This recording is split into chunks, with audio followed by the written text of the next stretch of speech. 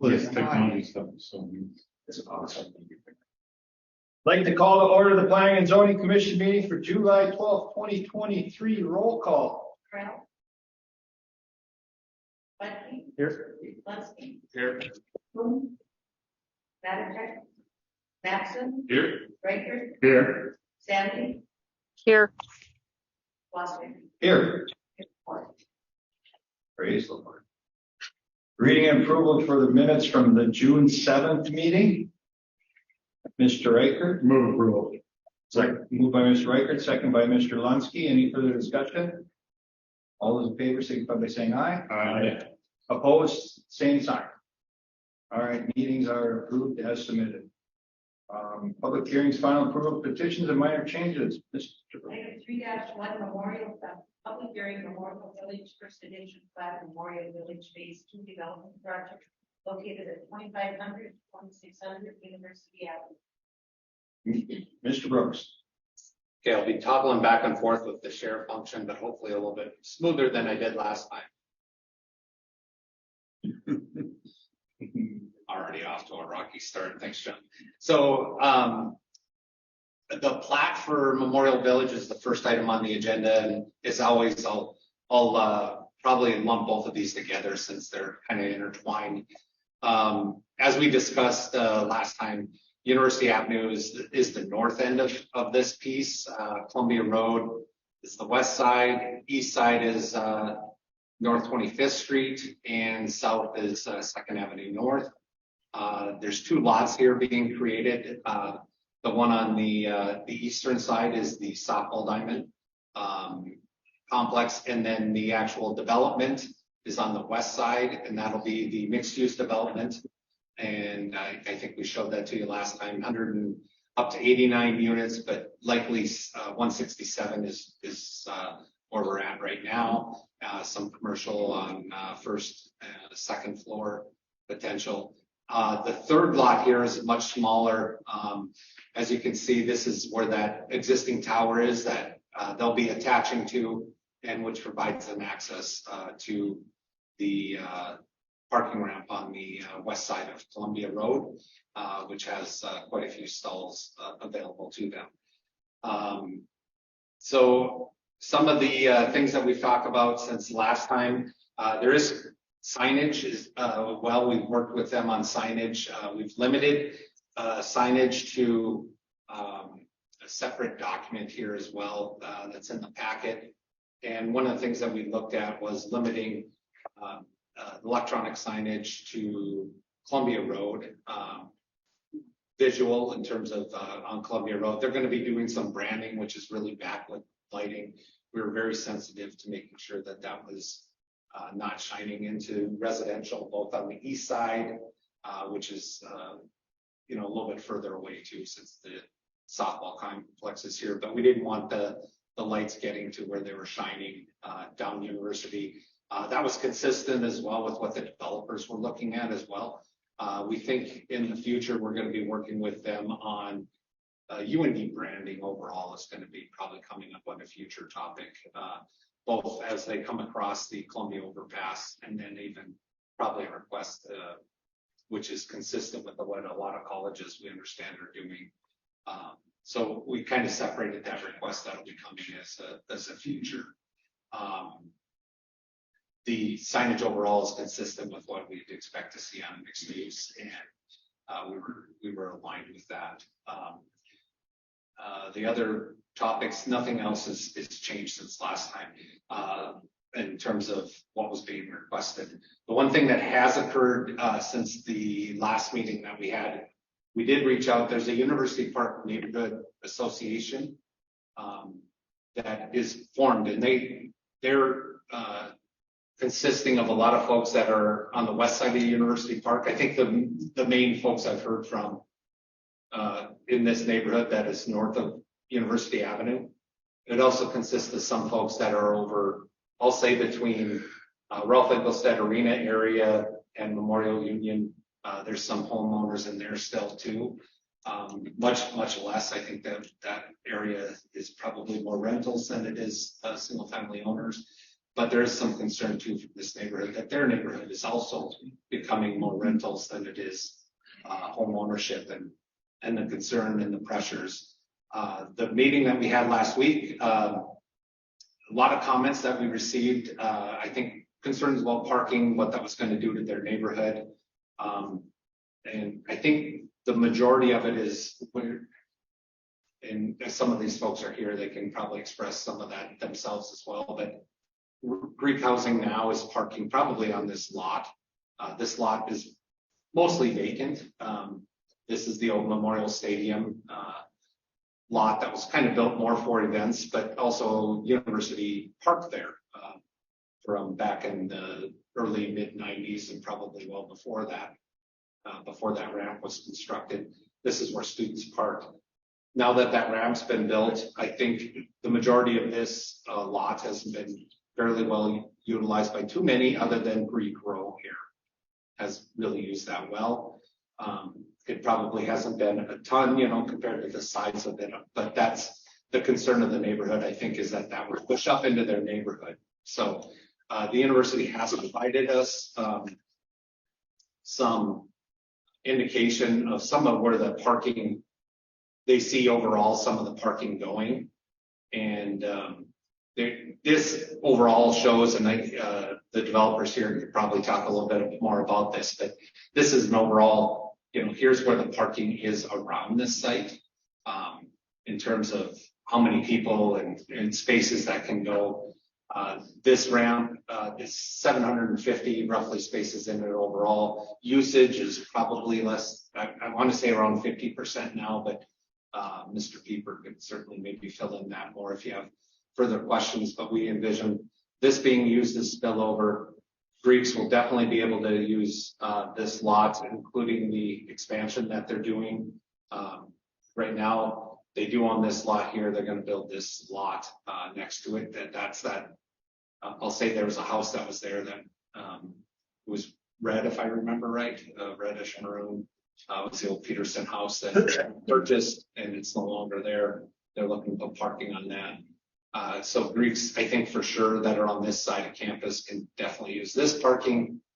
And then some of them can certainly use the Columbia as well, which I don't think is this fully utilized as it once was as well. The other big benefit, and I don't know how well we covered this last time, but folks will be able to enter in, get into this building, enter through the building, and then be able to utilize this and then get into the ramp. That seems like a long ways to go, but if we all remember, the majority of when folks are there and when they're at the most occupancy is when it's that 4 months out of the year for sure, when it's really, really cold, and getting into a building and then getting to covered parking is at a premium. The sites that are also on this site, there's about 250 surface and there's underground on this site. Keeping in mind, you're probably looking at about 167 units on this site, plus the commercial piece that'll be there. That's UND bookstore.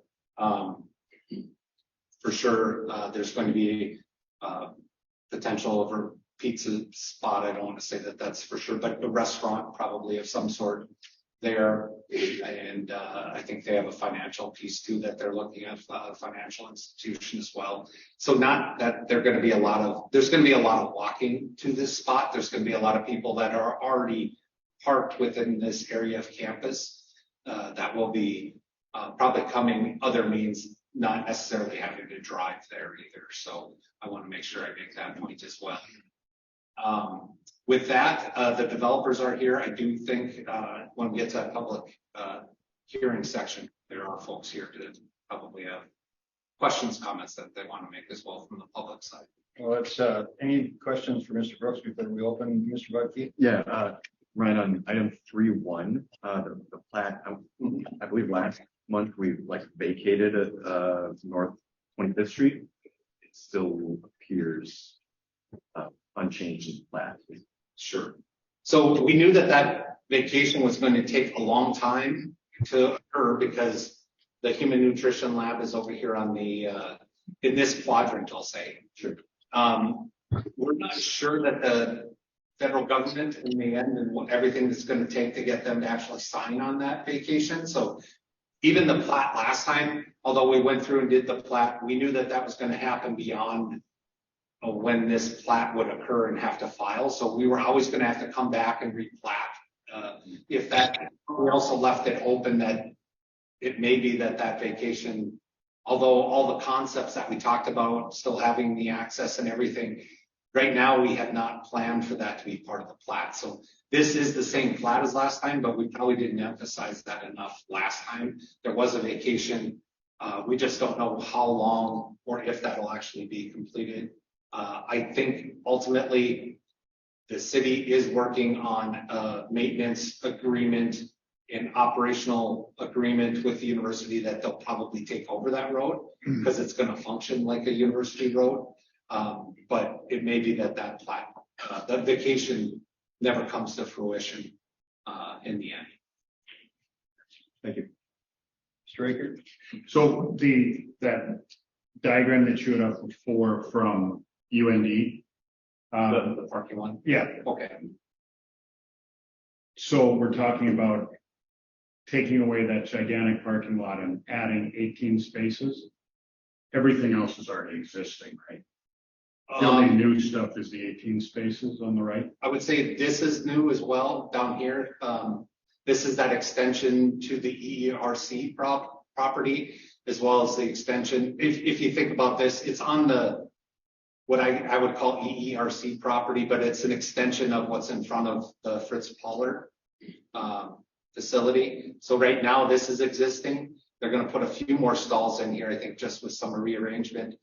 But this is going to extend. Right now you exit out here and it's the end of that parking as you come across this way. But now they're going to continue this on. This parking is existing. I think it's just showing a little bit of a restriping. This 250, I guess, is certainly will be new design and everything, but I mean, that's all parking today. But the public won't have access. I mean, the residents of the fraternities and sororities won't be able to park That's correct. there. That's correct. Right. Yeah. Well, yeah, I think the agreement's going to be that you're going to have to be somehow associated with MV2 to live on or to park there or be a customer. How they exactly work on all that there. I think those details are being worked out and potentially could be a. And do we have to know what businesses are going in that development before we figure out the parking requirement? Because there's a difference between a restaurant going in there and a bank going. There is, but the overall parking is going to be, the uses are allowed. And just like we do with all other mixed use right now, we have a mixed use standard that is followed. I would say that overall, though, we haven't gotten too much into that because of everything that we see available in terms of parking throughout this whole area. We did treat this as more of a, as I said last time, a little bit more of a downtown feel. There's a lot more on facility parking here than we would normally see in a downtown site, but it's definitely does not have a feel of, I'll say out by the mall, what we would require for parking.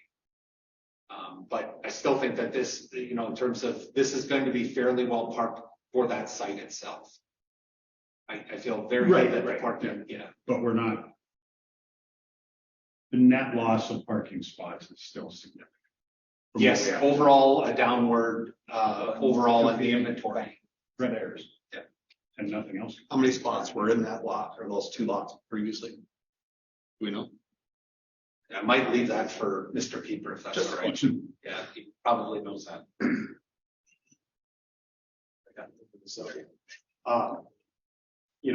So east of Columbia, the MV2 softball, there's a $30 million project happening on the ERC site, basically reconstructing about 6 buildings. And then the Pollard addition, which is between the track and the Pollard Center, we'll have actually a net increase of parking east of when all those are done.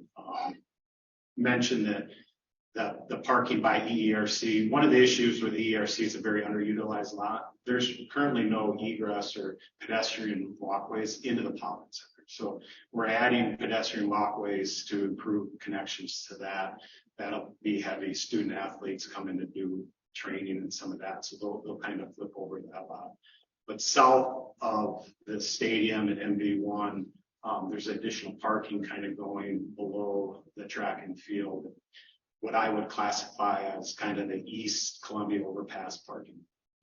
Now, all these projects are happening within a 3-year window, so with construction taking a little off and putting some on, the net impact when we get done would be an increase in parking. Excuse me, what? So you're taking out all those parking spots and you're telling me you're going to have more parking spots when you're done? I didn't get an answer, but there's over 800 spots in this lot. Yeah, so you're adding more than 800 spots? So we shut down the half of the lot for poor usage. It was too far. People didn't want to walk.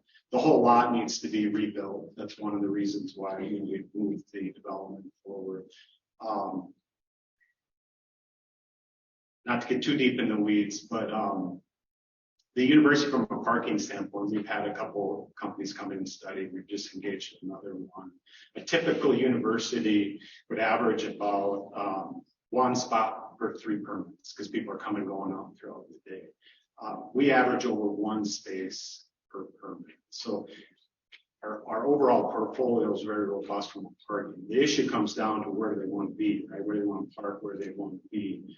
And so things are changing with all of our master planning. Like we just moved 7 departments out of Columbia Hall into Ocala. Well, that shifted where people wanted to park. So in the last few years, we've added parking where the old steam plant is along Campus Road. We had quite a bit of parking around Burtness. We're going to expand the Burtness with Nistler up and Gamble coming down and kind of that housing going away on the south side. So we're always looking and adjusting, but our peak parking times, and so what I do is I go to our register and I say, tell me when most students get this. And it's between 10 and 2. They'll give me, like a Thursday at 11, and we'll go out and we'll do counts. So when we looked at Memorial Stadium parking lot this last academic year, there were 203 occupied spaces and there were 135 unoccupied spaces. Now, of the 203, not all of our lots, especially in the core campus, are kind of restricted more to employees.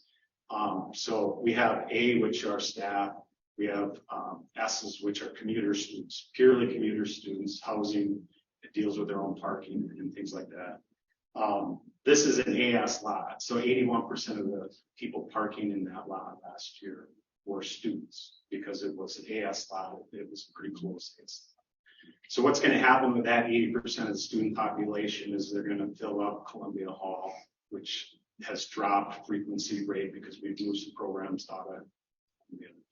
Then they're going to fill up the Christus Rex parking lot. We kind of control a block back there. There was some occupancy still in that one, and that's an AS lot. We're going to open up what was the pay lot on the corner of University and Oxford. Right now, it's kind of part of a demolition construction site, but there's a paved lot there, maybe 40 some space. We're going to open that up for ASs. Again, they'll fill in that. And if there's still demand on the student side, they'll overflow into the Chester Prince. That left about 40 roughly staff that were parking in that when we were doing our counts. We do have capacity currently, kind of, I call it the Starcher West Columbia overpass and under the overpass for employees. Basically, the Gupson lot has been empty. They're going to overflow into that. And the Berkeley slot's probably been at about 50% occupancy. So that's where we assume they'll be moving come this fall. So you're not adding spots. We will, because we're taking out 338 spaces. They're going to build 250. We're going to build more spaces by ERC. We're going to build more spaces south of MV1 and the stadium and the Pollard. I see it, Megan. And we're still having dialogue with the city. Currently, Second Avenue doesn't have on-street parking, and we think that the traffic is, capable of having some on-street parking. So we think there's a possibility that that's. So just, we're still asking questions from the commission before we open the public hearing. So, Miss Sandy, I see you got your hand up there. Yeah, my biggest concern is I think part of the draw of the softball field is that it will be able to be utilized by the community. And so my question is, where will those folks park? Where will the high school students park? I believe all of the lots that have been talked about are either permitted or it's pay for parking. And I don't think it's reasonable to expect our high school students or younger players and or their parents to come and pay for parking to when they're practicing or having their softball games. Sure, and we have a lot of public use now in the Pollard Center. There was a lot of soccer this spring at the Fall Stadium. So kind of go back that, our high use is that 10 to 2, that's our heavy class times. Currently we open up all lots to the public free of charge at 4 o'clock. And so a lot of these practices and stuff are occurring after school. We have the ability to kind of move that forward again after 2, the lots really start to empty because the number of students that are attending classes. So it's 4 right now. If that becomes an issue, I think we move it up to the end of the high school class period. But we work through those things now as athletes come on campus. We'll assign them a lot and say, we're not actively writing tickets. We're going to try to get more people that are coming to practice, have it be UND or the community, to really utilize that EERC lot because it's a big lot that's really underutilized. So we think once we get the sidewalks to the doors and things like that, it'll really shift that front door traffic a little bit further. Any other questions, Megan? Perfect. No, perfect. That's great. That takes care of any of my concerns. Thanks. Any other questions before I open the public hearing that's kind of half open?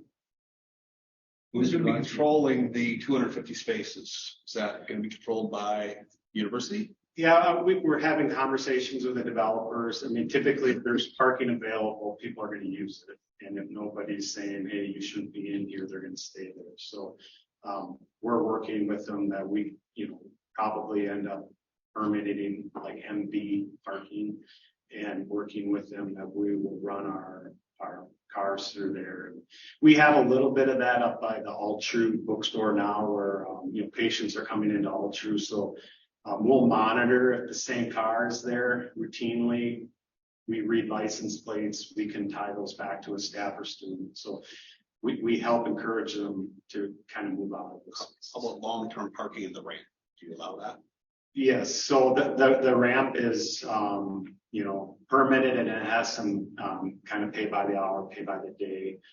It is currently underutilized. We've had dialogue with the developers and, people that know where they're going and all that, say employees working in the commercial areas, renting them some space in the ramp dedicated so they're not eating up any of the surface lots or streets. What about someone in the fraternity or sorority wanting to park their car for a month? Yeah, so from a sorority standpoint, especially the Columbia to 25th, we've been having a lot of dialogue.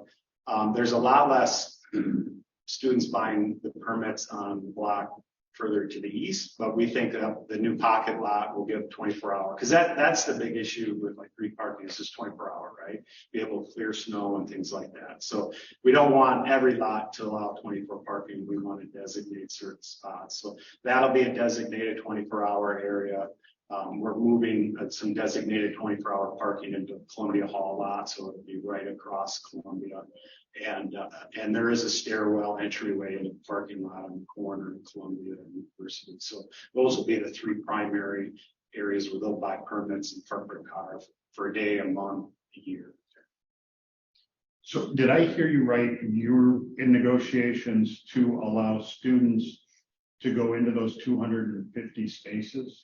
No, the Memorial Village developers would have that for their development. We're just working with them to make sure that our students aren't utilizing it in a way that will be consistent, maximize really the usage of that lot. Okay, Megan, did you have your hand up again? Unless you're still up. Nope. Sorry. Nope, you're good. With that, I'll open the public hearing. Anybody in the audience like to step up and address 3-1, please do so at this time.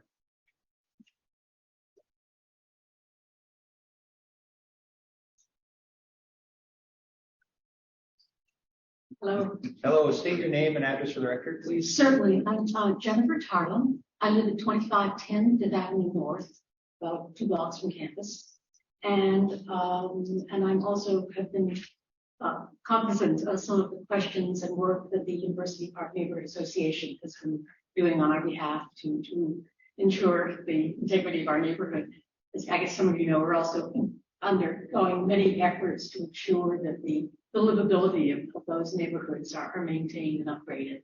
So we have some concerns about the parking issues, and I tried to, since some of them have been addressed in the last 15 or 20 minutes, I've tried to make a quick list of those that I still don't know about. The first is that I'm just really unsure about, I've seen more about what you think might be the capacity for parking in the areas around Memorial Village Apartments. But I haven't seen anything that addresses some of my questions about what you think the actual needs are going to be. I've seen different estimates of the number of units, for example, of 99, 167, and 189, I think. But I actually don't know how many units and what the sizes will be of all those units. So I don't know how many people are actually planning to be living there. And for example, what capacity the managers are anticipating and how long they think it might take to reach full capacity. And given the kinds of retail establishments that you're expecting, what kinds of parking needs those different kinds of retail businesses might have, because that would make an impact. So I kind of feel as if I've seen half a balance sheet. I've seen, sort of revenues, but not expenses. So it's hard to know if there are enough parking spaces if we don't know how many we're actually going to need. I also wanted to mention, just from my personal experience of watching my own neighborhood shift dramatically from primarily residential to primarily student rentals, which is also a tendency that I'm trying to address in different ways, that typically if you have 4 students sharing an apartment, unlike say a family with 2 adults and 2 children or something like that, you're going to have 4 cars. You're also very likely going to have cars of visiting girlfriends and boyfriends.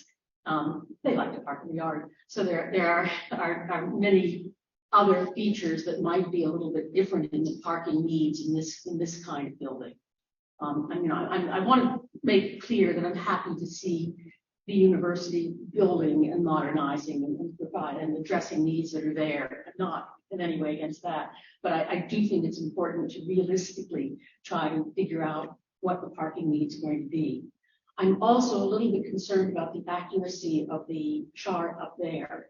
The one thing that certainly jumped out at me, I don't think it's quite on the piece that you're showing, but on there, for some reason, some of the available parking spaces that were listed were a number, something like the number on 4th Avenue North.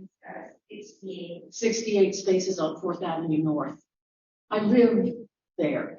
And no way, particularly if you consider the needs that are already there by the people who already live there who use the on-street parking.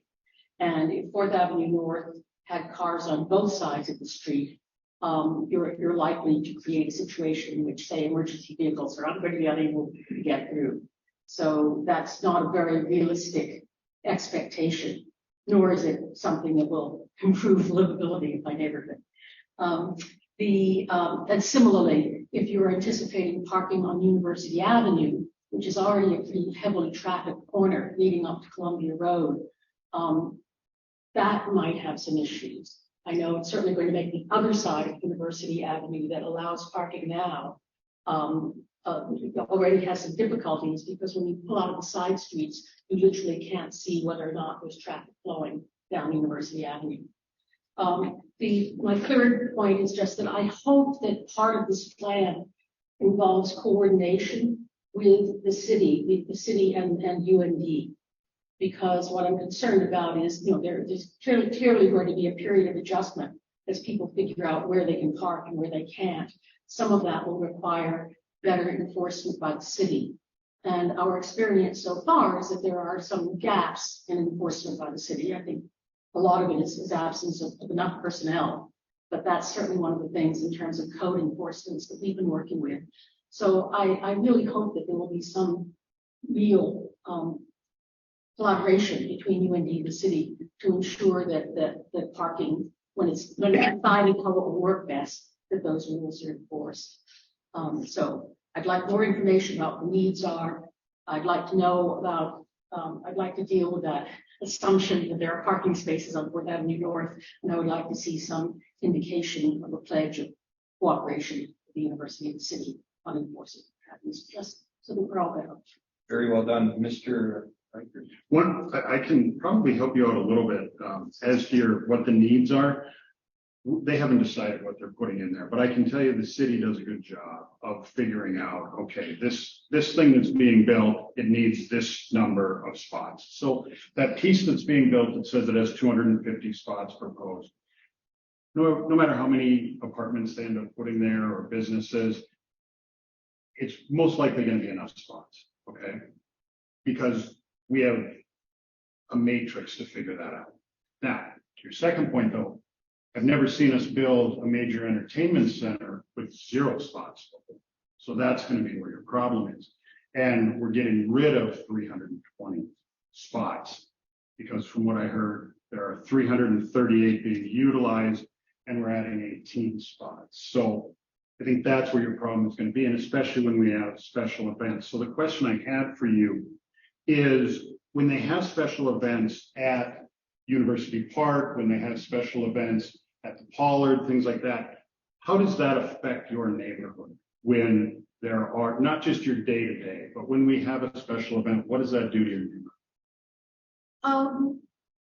Right now, our neighborhood is so overparked that it's sort of hard to tell. There's not a whole lot left for the special events. I regularly invite people to use my driveway when there's something going on at University Park that they'd like to attend. So I'm not sure that it would make a huge difference, but that's not for good reason.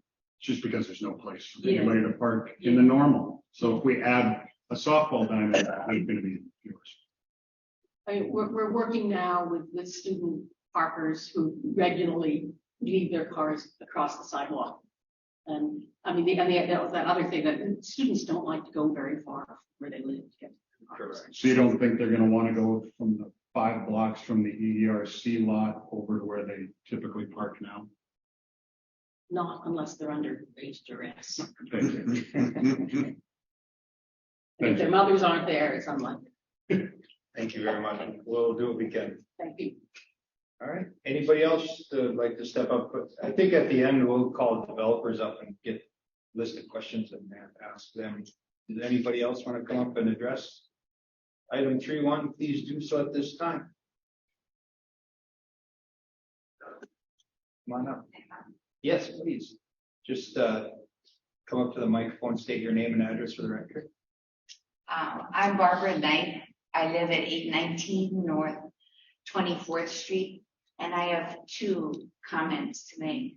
One comment I have to make is I was told that students could only park in the parking ramp if they permitted for a semester, and a semester is $400.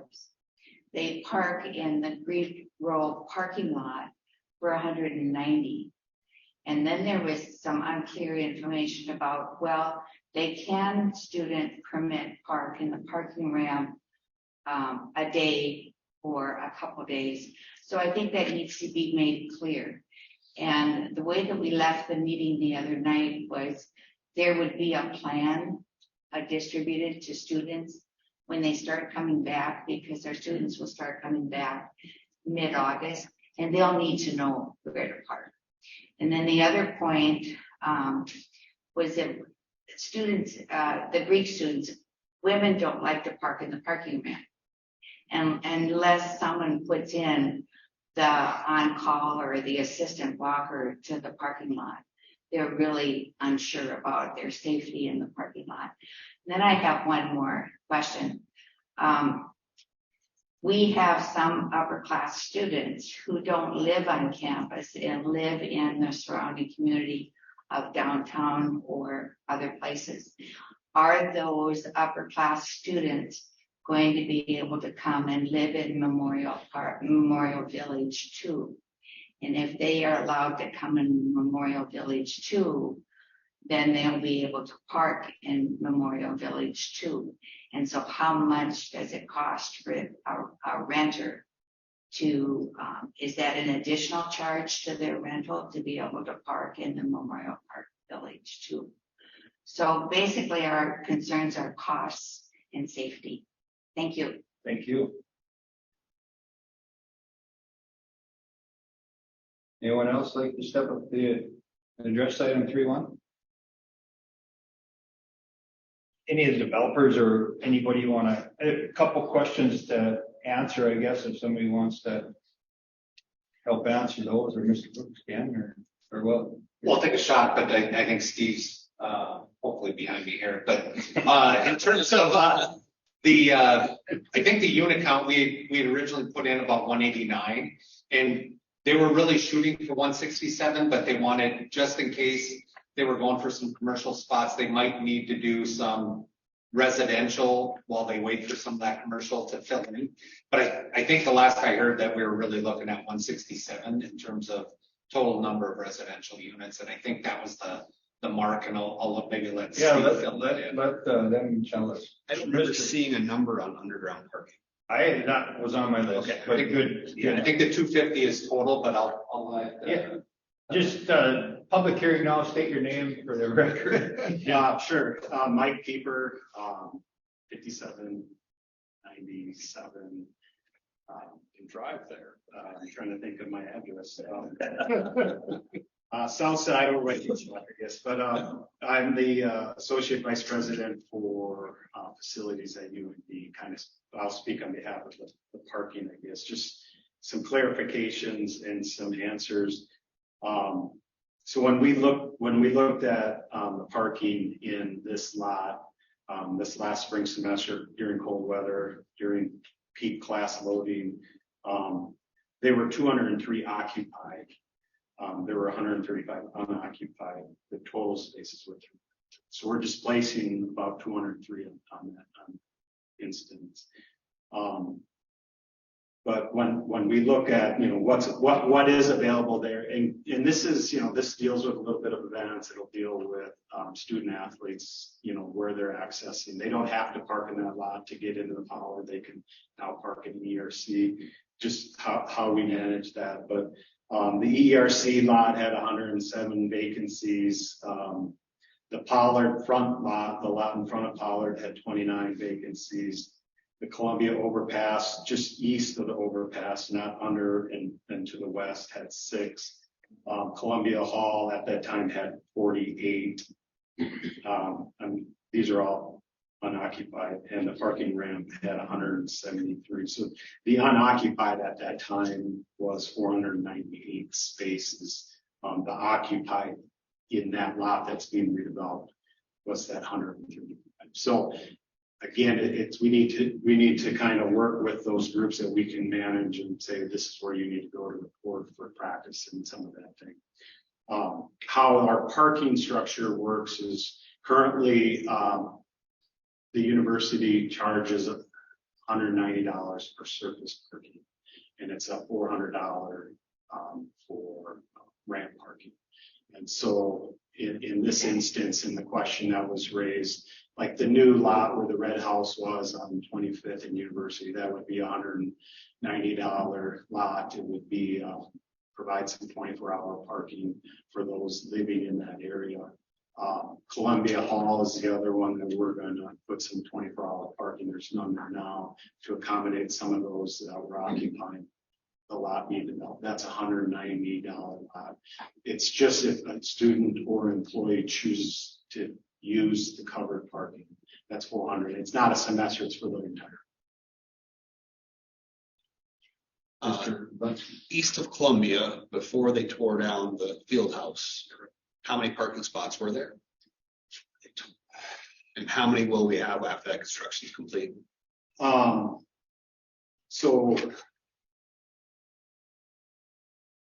when I look at kind of, let's see, before 4.5, Because it all adds up to the. so, And those are used, but and this was an earlier kind of snapshot, but I had the 338 that I mentioned that would go away. I had the developers bringing back 242, maybe up to 250. Looking at an expansion on the Pollard parking lot of You can't 68. count that 250. no. You've took away that 3. No, You cannot count that 250. I'm just saying what's going to be there. The 338 we're taking away, so I'll leave the 250 aside. Right. We're going to add 68, roughly. So we're talking about students right now. That's where our focus is, right? Students and Students, You would be permitted. fraternity and sororities. That's what we're looking at. Well, and everybody that comes to a softball. Yeah. Well, so I mean, we're managing day to day, we're managing events. Typically, the events are after hours. So again, all the lots are open up. They're free use. Our softball attendance currently, or by Red River, is probably about 60, 65. And they're car sharing. So the demand on our use of an event is low. What's the seating capacity of that, of the softball? I would have to get that back to you.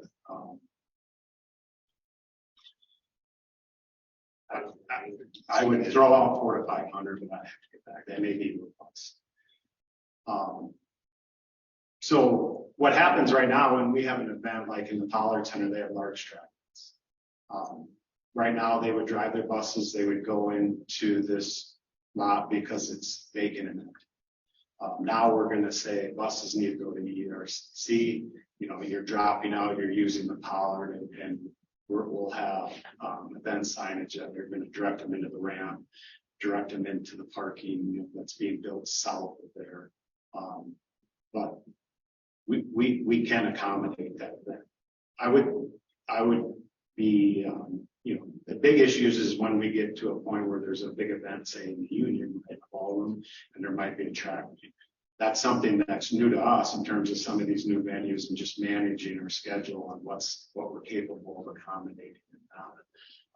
We had some camps. We do have vans and shuttle riders, right? So we've talked about, if there's an issue, a large event, we can do remote parking in the REA and shuttle back.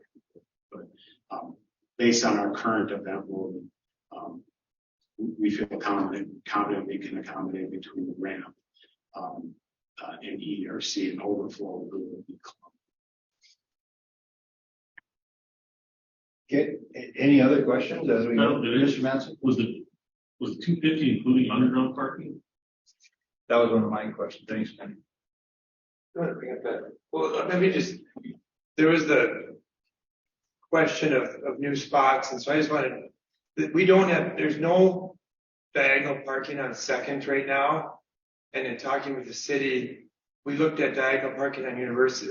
I suppose I need Steve Burham, 3969 Ivy Drive. Sorry, Thank you, Chairman.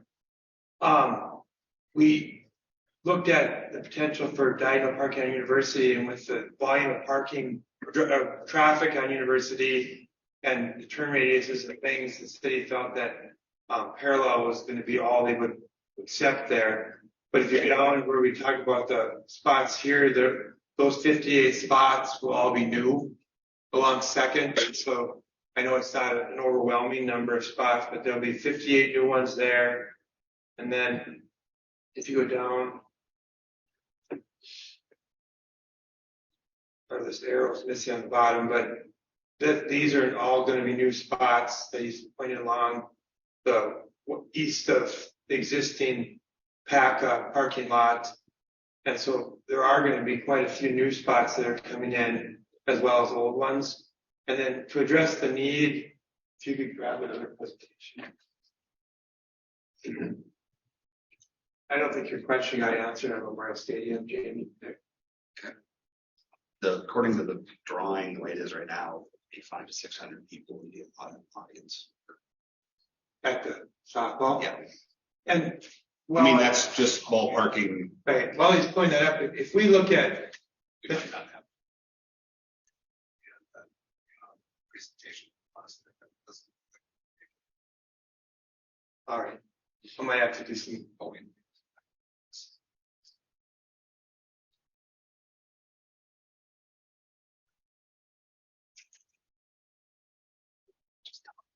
Yeah.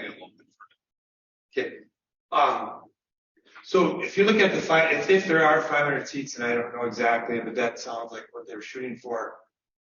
We're all realists in Grand Forks that the number of times that there's going to be 500 people sitting in a softball game aren't going to be. It's kind of like church and Christmas and Easter is the metaphor I use.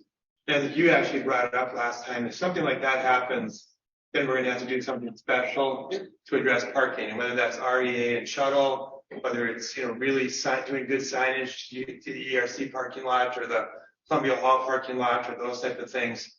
Because I don't know that anybody would responsibly build for that 500 unless they were like the REA where everybody's going to hockey every night no matter what, and it's a great thing. And so, But we can count on maybe 50%. So 3. I mean, where do we decide to? right, not what I've seen from, like you said, right now we're getting like 65 going to women's softball games. And then I think I showed at the last meeting where we have the perch that we put inside the building.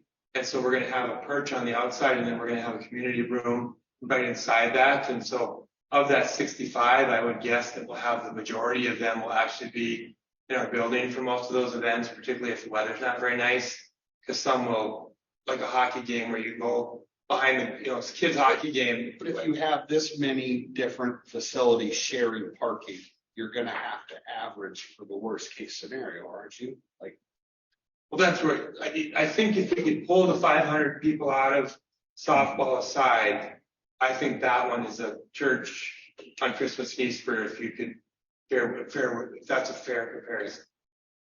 And then if we go, so I'm just going to talk from memory now. If we get out to the Memorial Stadium, so all of those spots that we have to the west of that are going to be leased, are going to be Memorial Village spaces. We lease the entire 100,000 square foot parcel there. And then between our indoor parking underneath on Memorial Village 1, our outdoor parking on Memorial Village 1, and what the athletic department needs, and we've worked through that with the athletic department. We were a few spaces short, and right now what we've worked on with UND is we're going to grab a few of the spots in the lot south of Memorial Village 1. We then, and this is not, none of this is inked, but it's kind of a soft agreement. Our plan is to let all of our tenants, as well as all the students, sign up through UND's parking portal for their parking passes.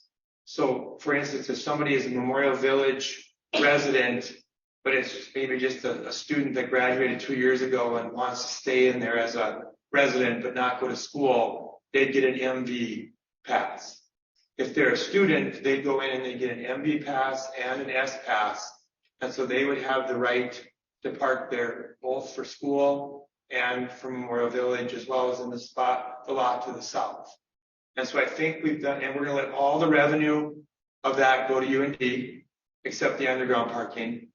And it's our understanding that I raised 2 semi-entitled teenagers as well at some point. It's my understanding that those underground parking spots, even though you charge for them, go like that. And when if you put them on a lottery, it's just, they don't go unused. That's the first thing that people want to use. So then under Memorial Village 2, if my memory serves me right, there's 110 underground spots and then 140 surface spots. And what we intended to do is we didn't do any ramp negotiations with UND on Memorial Village 1. We wanted to leave it for Memorial Village 2. And so what the idea is we'd have the underground parking for residents and we'd have ramp parking for residents that we would negotiate through that same share across with UND. With the one exception, and some people say that we're naive, but I think when student residents realize that, much like underground parking, if they can get permanent parking in the ramp and go into a heated skyway and into the building, that they're going to see that as their number 2 priority after underground. That's what we've talked to UND about, is we'd amend our Memorial Village 1 strategy, and we'd still have all the surface parking and all the underground, but we allowed the students or the residents to choose underground under a lottery. We'd allow them to choose ramp under a lottery, and then the third option would be the outside. So we try to like maximize all of that within our approach. And then the 140 that we have outside, we don't plan on the inside of the U. We don't plan to assign any of that to residential. We plan to keep that all open for commercial, at least initially, until we understand how things are going to flow. I could see that for like the athletic department, they only wanted a few dedicated spots that they would sign. And then there's the passport system that they use at UND, where you enter your license plate and you, I guess, depending on how you view it, it's kind of a nominal fee. For people that are visiting the university athletic department, they felt comfortable just using the passport system as a way to police that. And so, like if parents come or something comes, that's what they would push and expect them to do when their athletes and things are coming to visit Memorial Village 1. I would see that commercial area being some combination of open spots and then passport spots, and that would all also be run through the university parking system. We will share our resident database with them. You know, in our lease, we'll get permission to do that.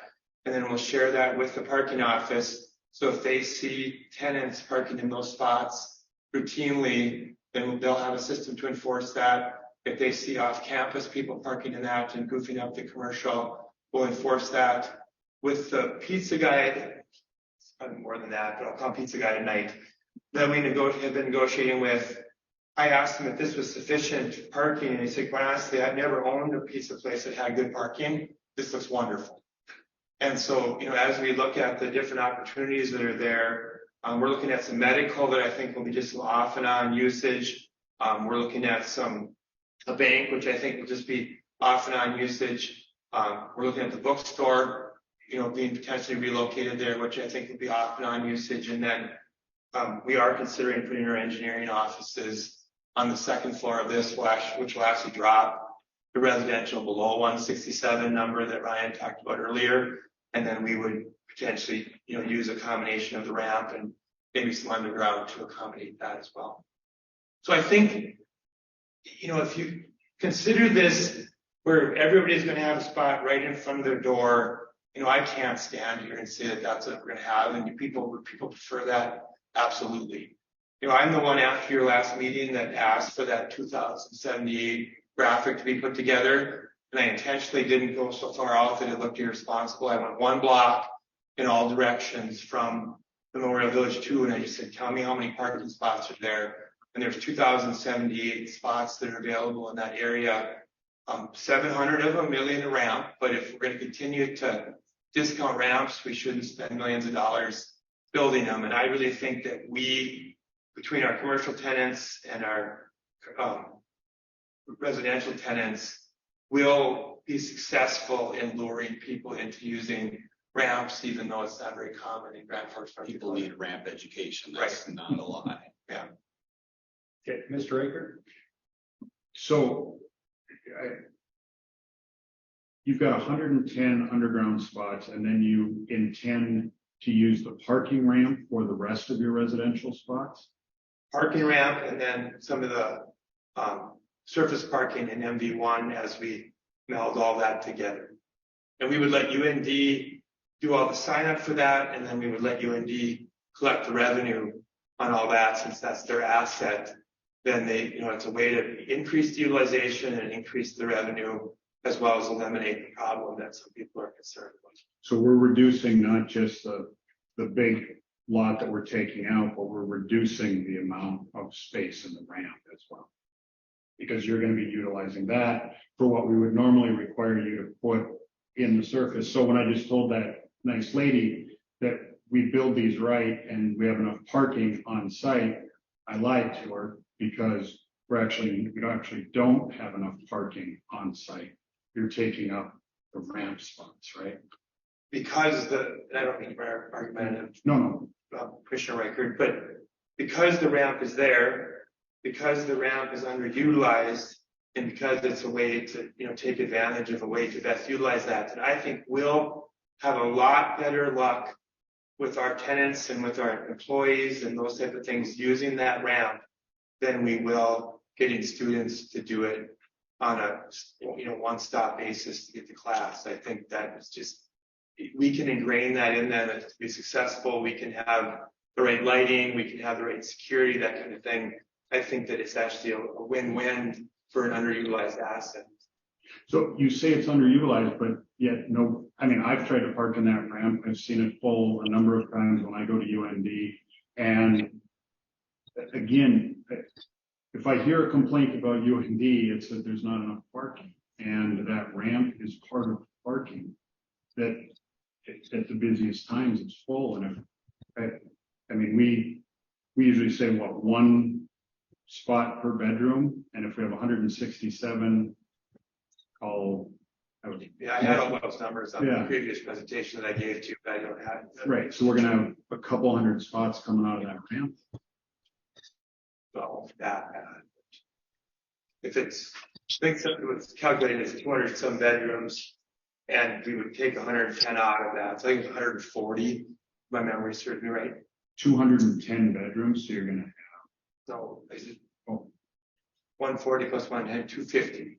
250 bedrooms. And I can get you the exact numbers because I thought I had the presentation here, but there's VRBOs, there's suites, there's one bedrooms, there's two bedrooms, there's four, and the majority of them are one bedrooms. Because after COVID, the way that the whole rental, we had a bunch more fours and twos in MD1, and we scurried and redesigned the whole thing because after COVID, people's willingness to get together like that, like close. Excuse me. Yeah, Ms. Sandy? Yeah, so my understanding is that no one's asking for a change to the minimum parking requirements that we already have in place. I don't think we're looking at any sort of a variance to that. So if now is the appropriate time, I'd like to move approval. I haven't closed the public hearing yet, Ms. Sandy. You want me to continue real quickly or? Yeah. I don't have, I think this is in your packets. Yep, I got it. I just don't have it. Sorry. 167 units. So there's 23 studio, 7 ADA, 4 VRBO, 81 of them are one bedroom, 26 are two bedroom, and 26 are four bedrooms. So the gross up isn't near as much as you think it would be. What was our, Mr. Brooks, I'm calling on, what was our parking standard? I don't have it off the top of my head, 4 apartment units per bedroom. Roughly one per bedroom. Roughly one, I thought it was 1.2 in my head. So it's 2.25 for two bedrooms. Yeah, right. So and 2 for one bedrooms, which is, as we found with the Bowden, that was more, more than what was needed. And I do want to point out that we did anticipate that they were going to be utilizing that parking ramp here. So it isn't, we do recognize that as part of this. There was access there. We have found during the day going over there that we do park in there.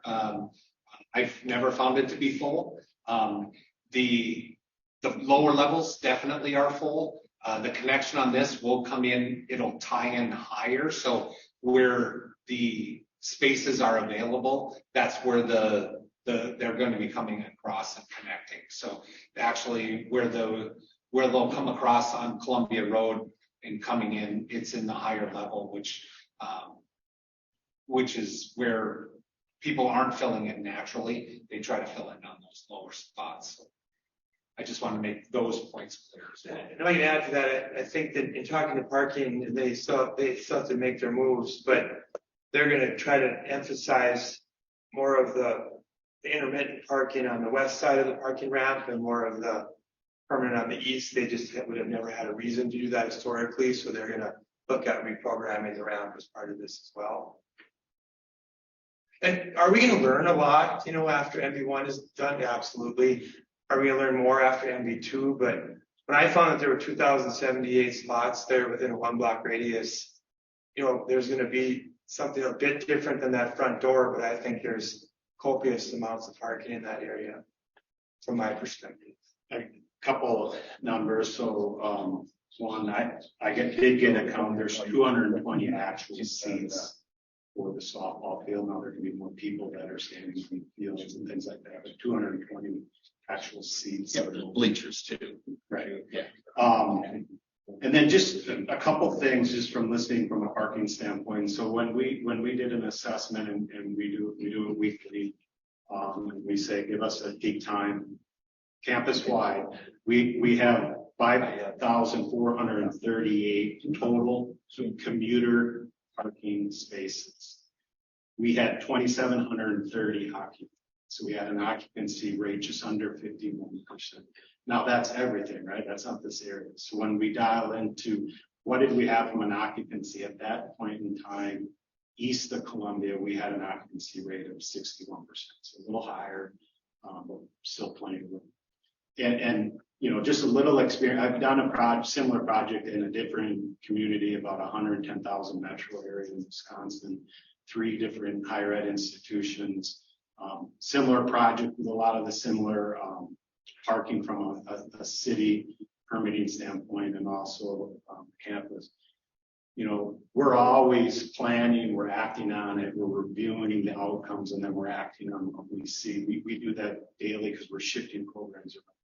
When we analyze the building after it got built, third party mixed use type building, it's not restricting who's living there to staff or students. It's open to anybody in the public.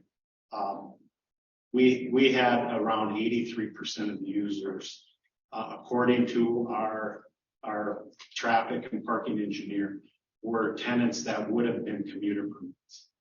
So it's not going to be 100% new demand. Some of our current demand people will end up moving into it. It's just a shifting where they're coming from and where they're going. So that's just one project that I've experienced in the past. When you say 61% east of Columbia was filled, is that 61%. after closing off half of the big parking lot? No, that was just last semester as it sits today. Because last semester the whole Yeah. east So parking lot was if we took that parking lot off, we were still below. That's right. So what you're telling us is, worst case scenario, UND at the busiest time of the day, right, has 40% of its parking spots open. We had 40. So when people tell me they can't find a place to park, they're wrong. Almost half the spots are empty. Correct. It's convenience and where they're trying to get to. And that's where we're trying to build new where they want to get to and take offline lots that are. And this doesn't count, the route for any of those. It's just pure commuter permits. So, and I'm sorry to pound this, but where are the fraternity and sorority people going to park? If they want to park like they do now on a surface lot 24 hours, they have the choice where the Red House was standing, have the choice of parking in Columbia Hall, directly across Columbia Street. If they want to park in the ramp, just like they have now, they have the right to buy a permit. We have other 24-hour parking lots a little bit further to the west that they're not going to want to use. There's one off of Cambridge, one off of Hammond. But they'll mainly use Columbia and the new lot on 24th. I think we beat the parking to death there, but Twice. I think we beat it a couple of times. Just any other further comments? There's one more that I just heard from somebody had asked about EV charging in the parking spaces. So I know from our city's perspective, we're starting to look at funding on having charging stations available, and I assume UND is looking at the same thing, charging stations for electrical vehicles. Yes, so we're working with Hughley and Warren, they're gonna have a student and employee survey, again, trying to figure out, hey, where are you coming from? Where do you want to get to? So That's way down the road. Well, yeah, so but part of it is a question on EVs. I appreciate it. Yeah, I appreciate it. Just want to bring that up because that was a question. So at this point, I'll close the public hearing, bring it back to commission. I guess just also, I'm struggling with that, we beat up these developers on parking and all over town and sticking to their deals. And that's probably part of the way this commission is trying to pick this apart a little bit. Just going to speak up for, I think, all of us on this. That seems to be the biggest issue with this. We talk about a softball complex, but it seems to be more apartment driven, of course. I'd like to see Memorial One go to see what that's. Move approval. Second. So what's that? Did you move approval, Megan? I'm sorry, I didn't have my mic on. Did you move approval, Megan? I did. Okay, Mr. Budke, second. Further discussion? Mr. Budke? Yeah, if I may. So obviously we our talking about parking. I really hope that we connect this conversation right that we just had with an item later on the agenda. So perhaps some of these folks, please stay around for the bike and pedestrian item 3.4. I think when we talk about Ms. Harlan, you mentioned livability in the neighborhood. I do not think that large surface lots are generally compatible with that idea.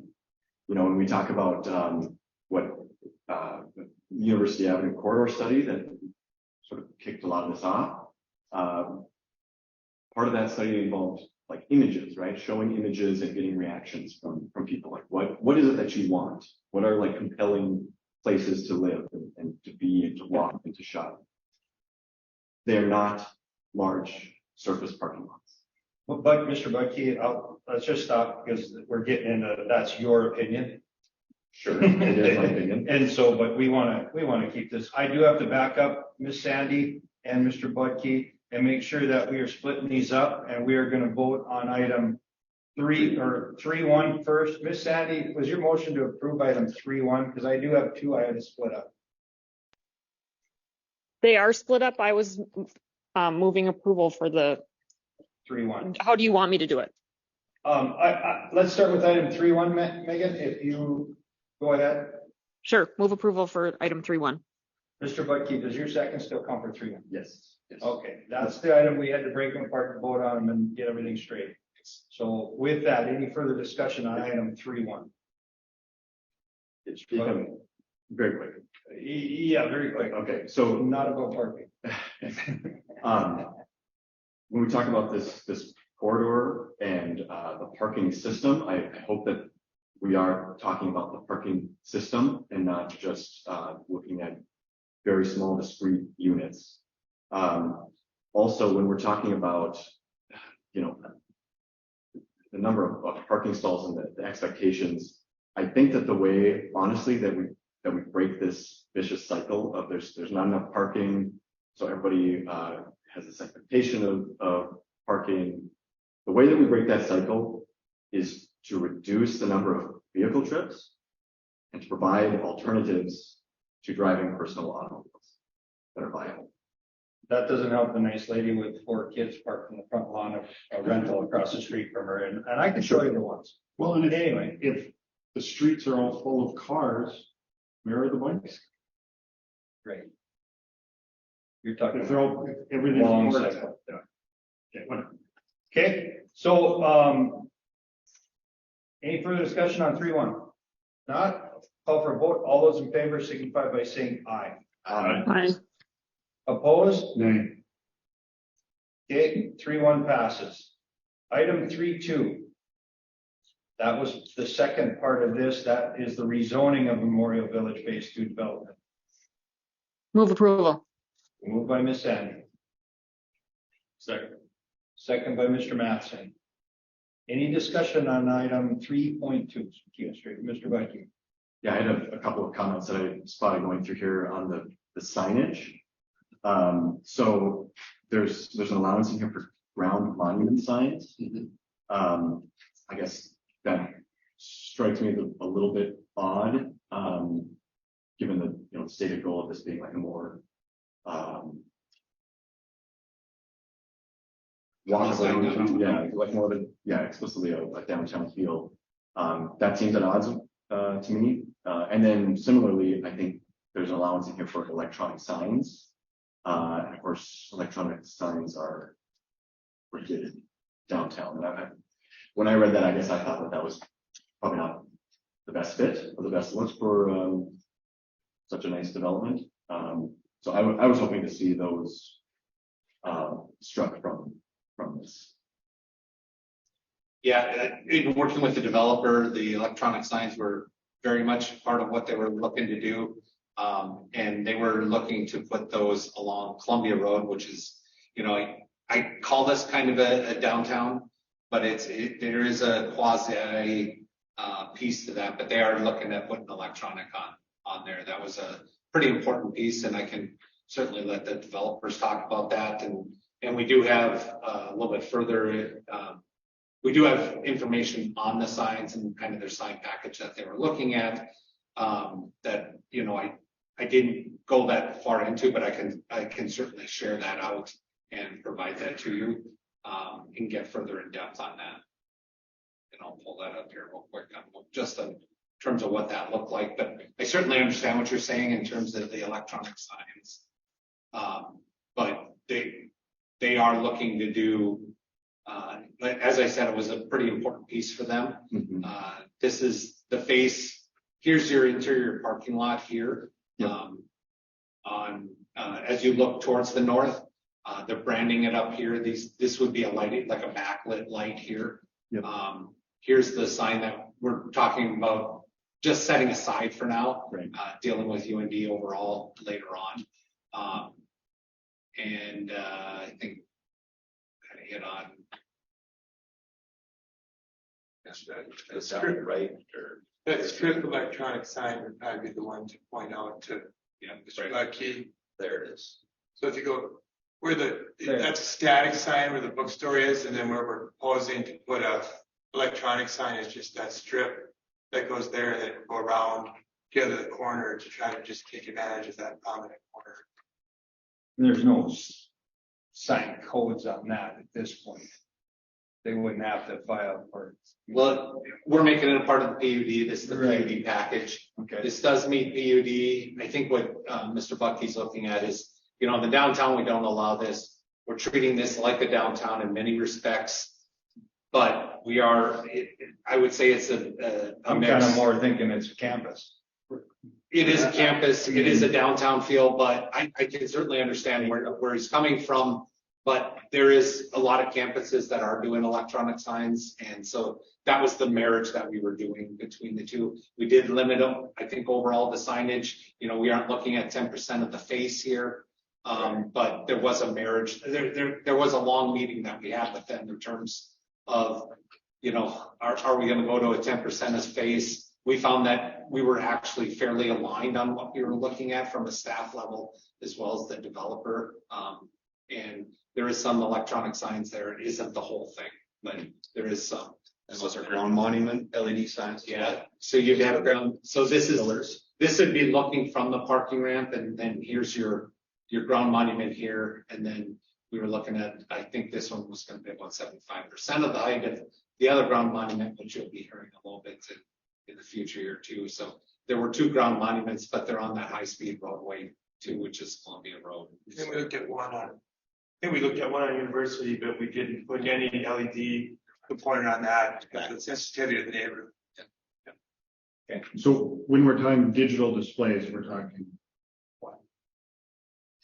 There would be digital display, electronic message sign that could change over every second, which is what we allow for along Columbia Road here. So it could be welcome back to school. It could be good luck Hawks in your hockey game. It could be the store advertising for a special on, some of the, inventory that they have. Because the bookstore is somewhat a misnomer.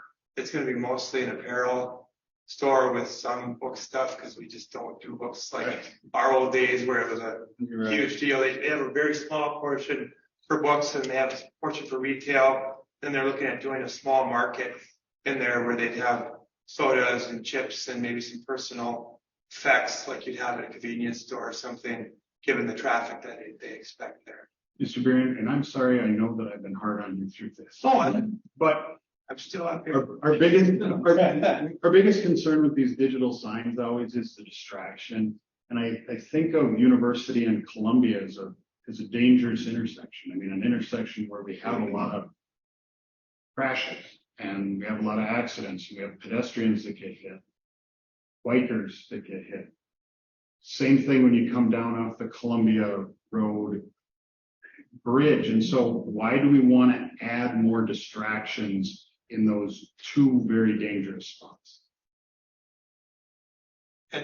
Or why should we not be worried about So the architect put the science plan together, which I know is the civil engineer chickening out. I love honesty. But if I step back for a minute, one of the things that we had a pretty robust discussion with planning on is that our particular architect has worked with digital signing across the country. And what he's seen at Arizona State and what he's seen at all these different places is so much more robust than what we're looking at here. That doesn't make it right. But, we always laughed that North Dakota is X years behind. And so what we try to encourage Brian and his staff to do is at least let us get you some examples of what's happening at other campuses and stuff. And they're really, really, really going digital in the way that they're doing things. And I know that doesn't address your question at all about the distractions, but in terms of the kind of the state of the art, the trends, what people are going to expect when they see this type of thing, I think it's more along these lines, and we're probably just dipping our toe in the pool a little bit from participating in all those meetings. Yeah, and I think it's going to look cool. I mean, I understand what you're going for. I just want to make sure everybody's safe.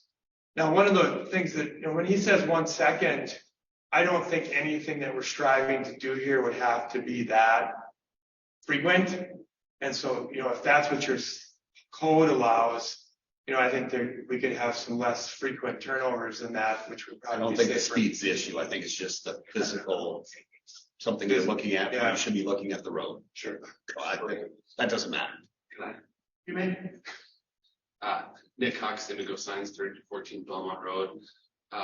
Alex, to address your concern, there is no study that would show that there is a distracted driving from a digital sign correlating to more traffic accidents. I can find you 3 that I can email you that actually prove the opposite.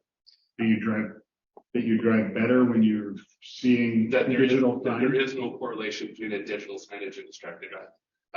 There aren't hundreds of people dying every day on Las Vegas Boulevard, right? Because There's quite a few.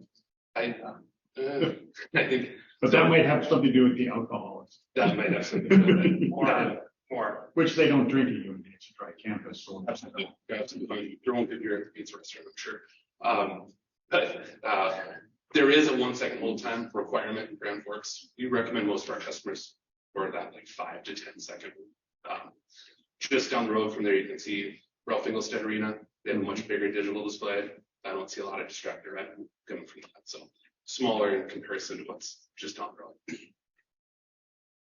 And I did drive. So as we were having our discussions, I know Steve, we're taking up the entire evening, but I did have discussions with the planning department on the signage at REA and Alaris. And so right after the meeting, I left and I just traveled those corridors just to get a feel for things. And then I compared it to some of the examples that we got. And I think if we were redoing all that again, that there'd be a lot of pressure to make all of that bigger and bolder than what we have right now. That's just not the state of the art across the country anymore. I would agree with you. All right, let's have a poll. We're voting on item 3.2. The public hearing's closed, but I will I will let you make a quick comment. We've been at this for a long time already, and we got your item number 2 on the agenda. We have a whole bunch more. I'll be quick. I just wanted to once again remind you that in addition to this being a university campus, it is a residential area. That's Absolutely. Thank you for that. All right, with that, all those in favor signify by saying aye. Aye. Opposed? No. Megan? I didn't hear. So I was in support, but I didn't hit my button fast enough. sorry. That would make it pass. Okay. Item 3.3.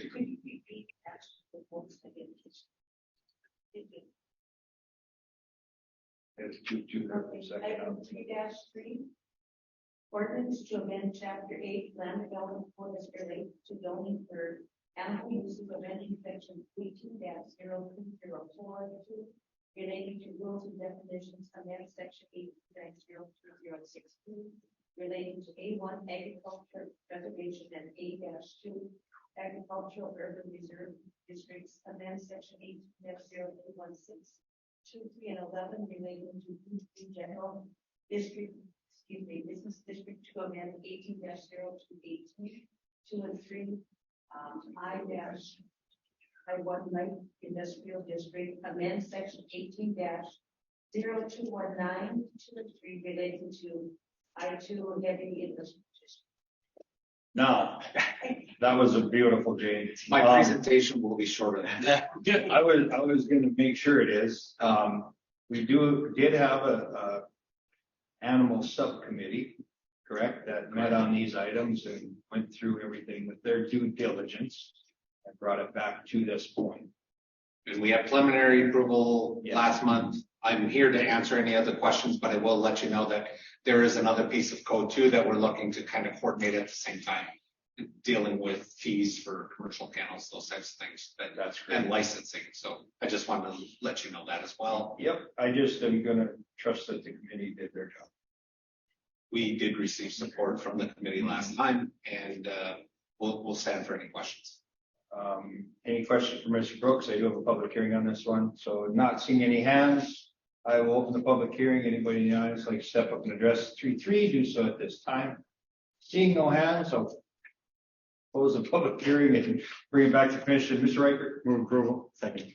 Moved by Mr. Rankin, second by Mr. Butke. Any further discussion? Seeing no hands, all those in favor signify by saying aye. Aye. Opposed, same sign. Miss Sandy, I'm trying to give her the lean in. All right, 3.4. Item 3-4, NPO bike and pedestrian plan update. Stephanie Halford with the MPO is here again. I think she's here just if you have any questions from last. Mrs. Holford, nice to see you. Oh, thank you. Uh, Brian stole my thunder. I don't really have much more to say than the only difference what you saw from last month was an update and a request from the Ground Force Engineering Department to have estimates on the projects that we highlighted in the plan, and they did that. So other than that, there's nothing else that changed, no other comments, and East Grand Forks has given final approval, and it's open up to any questions you might have. Any questions for Mr. Hall? I do have a public hearing on this one, so go ahead, Mr. No, I'm. Oh, okay. So you push the buttons. Mr. Mattson? I just have a question. I remember this coming up very late in the meeting a month ago. I remember seeing in this, looking the need to add bike paths along 17th through what's already a really tight congested street. I think maybe 24th as well.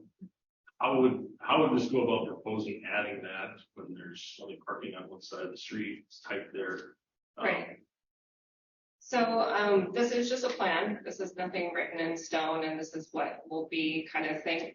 But really, this is to look at things that we've heard from the public, what we've heard from the staff, and there's that missing east-west connection, as well as more when you look more internal towards the downtown area. There's lacking of those multi-use paths. Those continue to come up as having more of those, or what can we do? So those were some things we looked at. Some were not as favored as we want, but that's also good to know. You can't be all positive in the plan. It's nice to kind of know we kind of looked at different alternatives and sometimes, maybe they just don't work out, but we still left it in the plan and we left the feedback and comments that we got that on some of those things that, public didn't favor as much, but it's always good to know that, hey, we did look at it and this is what we heard. So. I would agree with Mr. Mattson that we did talk about those two roads being nearly impossible to put a bike path down just on sheer size. I drive 17 every day now that the construction on 55th, and it'd be dangerous. So I would keep that in that notes on that document, I guess. Idea would be. With that, we'll close the public hearing, bring back information. Mr. Bucky.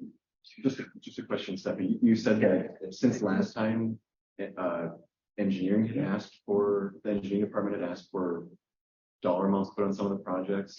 Some cost estimates. Okay. And that was added to there's the graphs by in the projects, and it was just an added column there. Yeah. Can you remind me? I'm curiously scrolling through here, but was one of them University Avenue? Yep, it was all those those projects that we focused on. Yeah. Thank you. Yep. I do apologize, my esteemed colleague. I need to open the public hearing. Anybody in the audience would like to address 3.3, do so at this time. Seeing none, we'll close the public hearing. Bring it back to Commissioner Mr. Riker. Move approval. Second. Mr. Riker moved, second by Mr. Budke. Any further comments except for Mr. Mattson and my comments on 17th and 24th get entered in? With that, I will call for a vote. All those in favor signify by saying aye. Aye. Opposed? Same sign. Okay, 3.5. Item 3-5, sign the field to Transfer to East Park located at 36 South Washington Street. Ms. Johnson. A person actually posted this house. Is a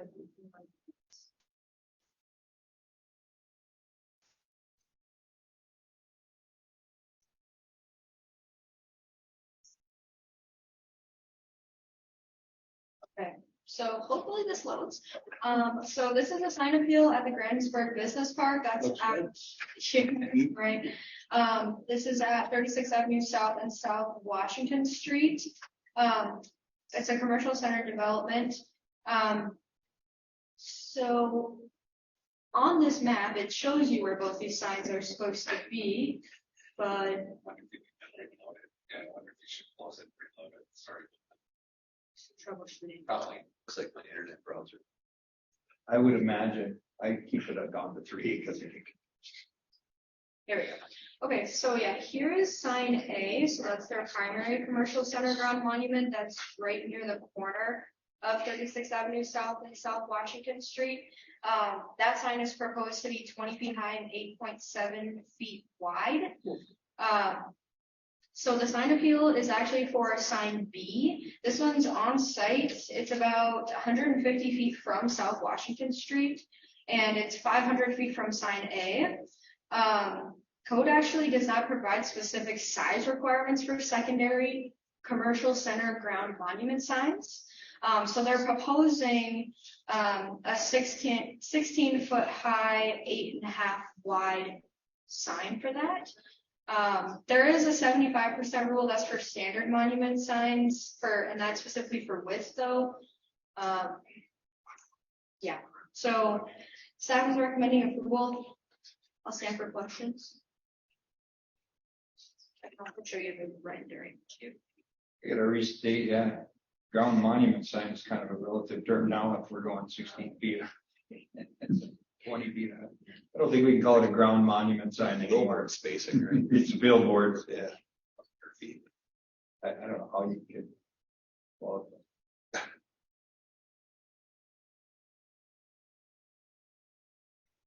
So this is what is proposed to be. so we're just asking for that secondary sign.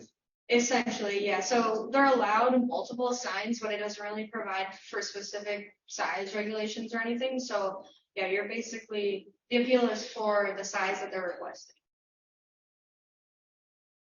And then they're allowed to have the regular sign in all of the buildings, right? This is in addition to them being able to put the max on. Yeah, they can do 10% of wall face, and then this would be just for the ground monument. And then we have these size by speed, those types of things. We went through that, but the commercial center ground monument sign, which we recently went up to 20-foot high, allowing for something of this size.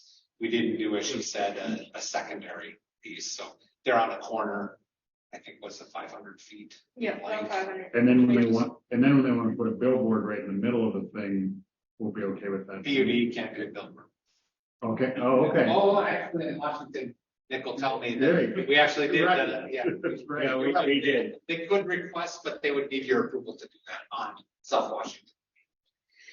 All right, so with that, I'll open the public hearing. Anybody in the audience like to step up and address 3.5, please do so at this time. Seeing no one, not even Nick, we'll close the public hearing, bring it back to the commission. Any comments, Mr. Riker? I think this is their second sign. They got another one that's already bigger than this. They don't need a second one, certainly not this big. Okay, anyone else? I think with the 500 feet apart, that big of a lot, I move approval on it. Okay, moved by Mr. Lunsky, Second. second by Ms. Sandy. Any further discussion? Yep, Mr. Buckby? Yes, just to clarify, so, the request is specifically about the second sign, right? So like, they're entitled to one sign, sign A was already compliant, and say again, what exactly is non-compliant about sign B as proposed here? So width? It's just that, there's no set out size requirements for a secondary commercial center ground monument sign. Yep. So what's allowed for the primary is 20 by 20, and it doesn't really, our code doesn't specify how big the secondary one has to be. So you would just be approving what they propose. They're 100 feet apart. All right, thank you.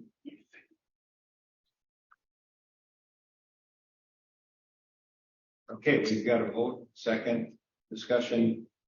Seeing no other hands in the air, all those in favor signify by saying aye. Aye. All those opposed? Hmm. 3.5 passes. 3.6. Item 3-6, public hearing fast track replat of lots 10 through 21, block 1 of Southern Stage 12, Newton, located at 4200 and 4400 blocks of South 21st Street.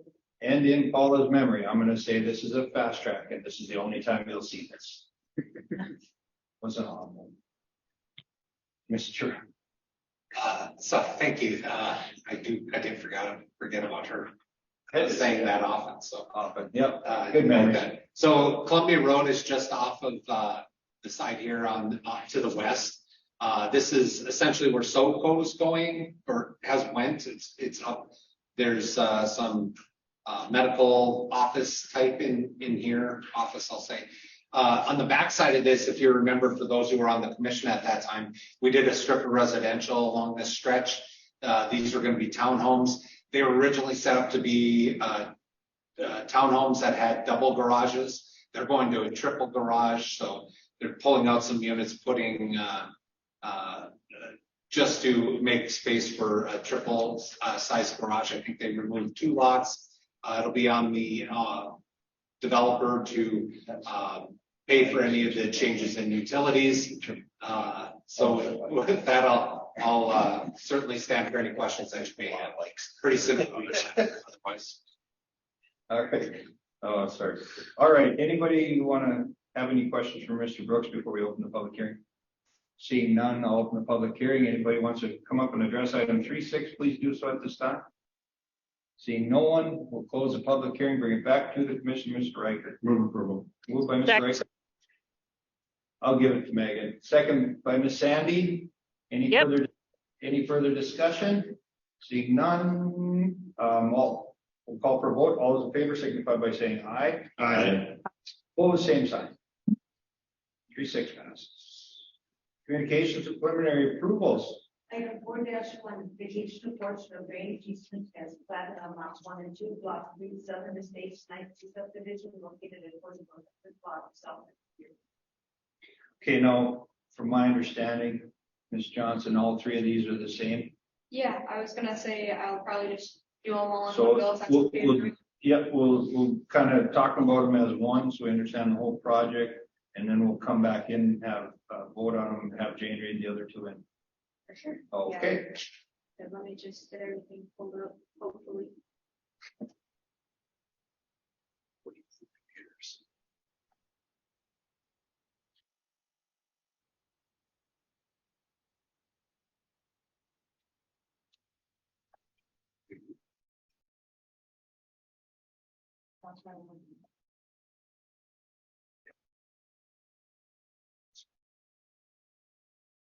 It's the last time I heard my computer.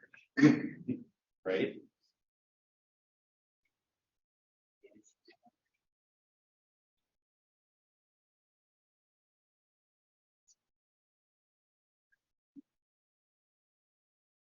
Go to the agenda website. Yeah, It's so like that's just open gonna up.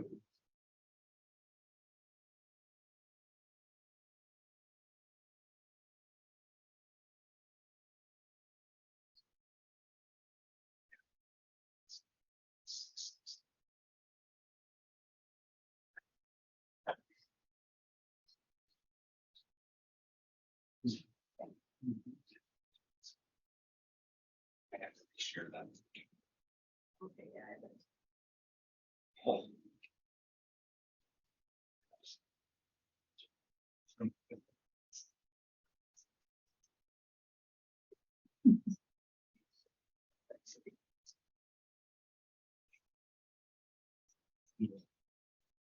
Okay. So the first one is the vacation. This is the first of 3 items related to future bank development at 4315 South 30th Street and 4450 South Columbia Road. Here we're just vacating a portion of a drainage easement. Right now the lots are split in 2 right here, so the drainage easement exists right here and it cuts through the middle of what would be the replatted northern lot, so not really great for if you want to develop it. And then, as you can see, we're retaining utility and bike and ped easements around the site. For the replat itself, let's see. Okay. So this is the second item. This would allow 1 large lot on the north side, so that would be lot A, and then 2 smaller ones on the south side, so lot C and B. We did do some access control with 43rd having a light here. Let me see if I can zoom a little bit. We're only allowing egress right here. And then on this side, since it's right across from residential, there's no access allowed right here, which is also required by code, but they'll have this little access down here since it goes right into 44th Avenue South. Down here, which is going to be retained as multifamily zoning, this would not have any access control. And then South Columbia Road access is not allowed either. And then the last thing related to this development is JR's PUD amendment number 5. So here we have the area we're working with.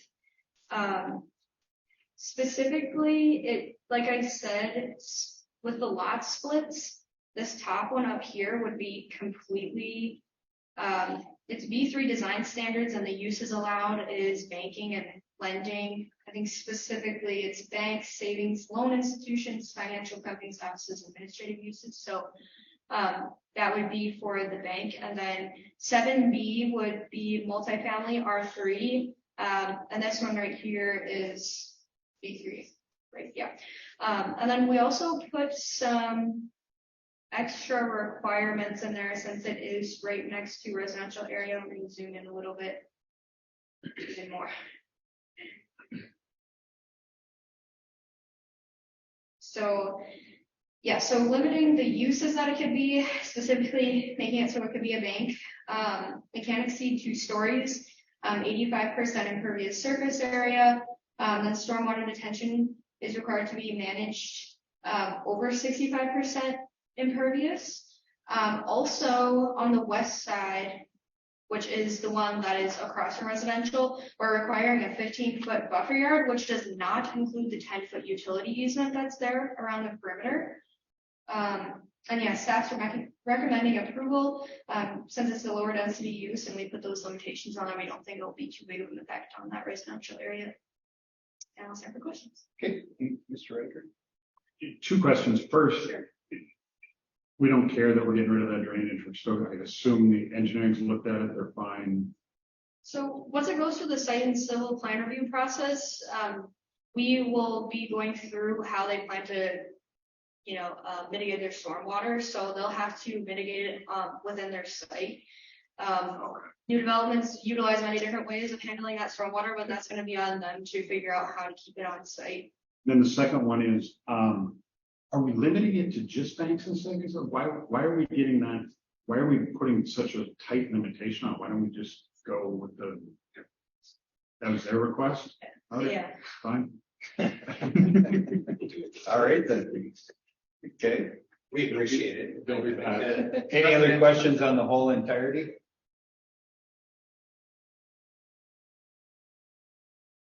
Okay. With that, I will break them back apart. And we will go for item 4.1, which Jan has already read into the records. So 4-1 is Mr. Reichert. Move approval. Moved by Mr. Reichert, second by Mr. Mattson. Any further discussion? Seeing none, all those in favor signify by saying aye. Aye. Opposed, same sign. Okay, 4.2, Jan, would you read that one in? Item 4-2, replat of lots 1 and 2, block 3 and Southern Estates, 93 subdivision, located at 4100 block of South. Okay.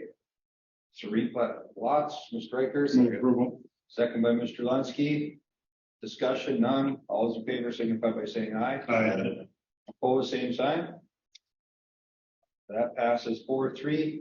Item 4-3, ordinance to amend zoning map, zoning of 47 block of South Road to JR's community amendment number 5. Same thing. Mr. Reichert. Move approval. Second. Mr. Lunsky, second. Any discussion? Seeing no hands, all those in favor signify by saying aye. Aye.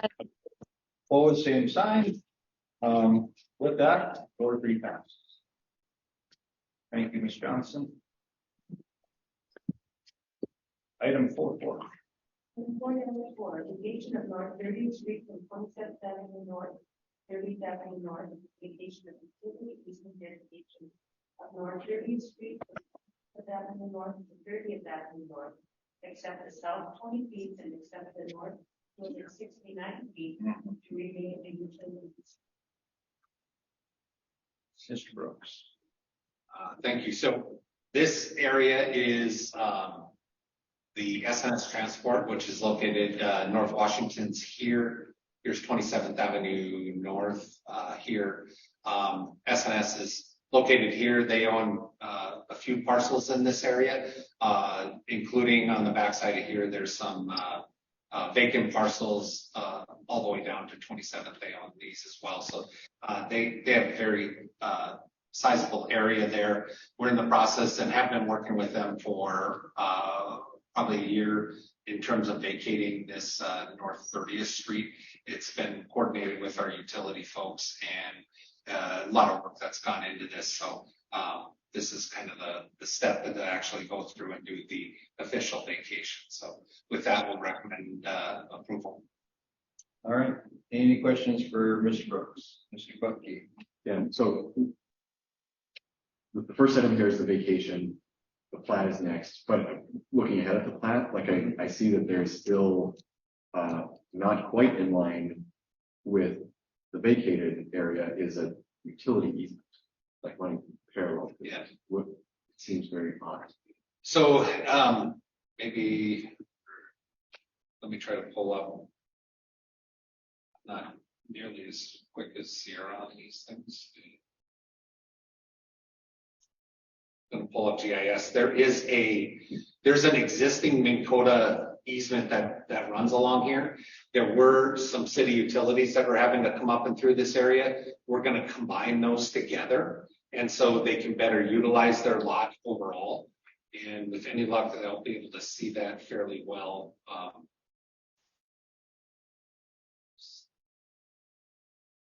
Put up the air photo, I think you'll be able to see the overhead power.